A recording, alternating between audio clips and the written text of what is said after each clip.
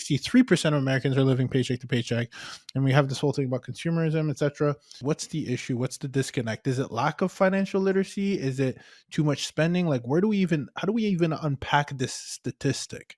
I blame a lot of this of what we're talking about on social media and the Mm, way that we eat information now.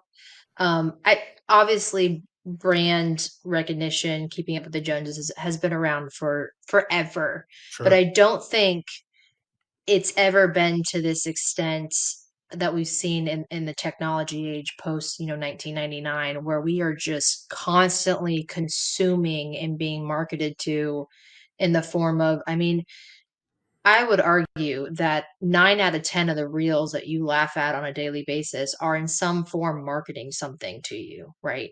Mm, I don't think we've seen that in prior decades. And when that is constantly being absorbed, I think that we are constantly encouraged to buy things.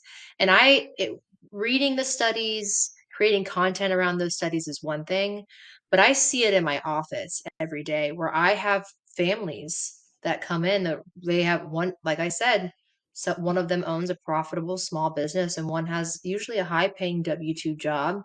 So hmm let's say they're bringing in their household bringing in over $200,000 and they're living paycheck to paycheck because they feel like they need to send their kid to private school because they believe public schools are poisoning their children's minds.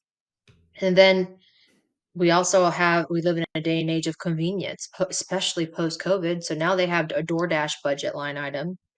hmm They have an Amazon budget line item.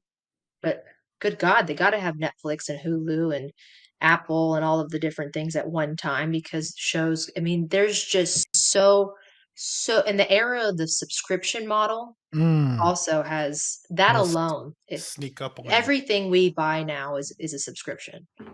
And that I would say increases just your personal household intake well over 30%.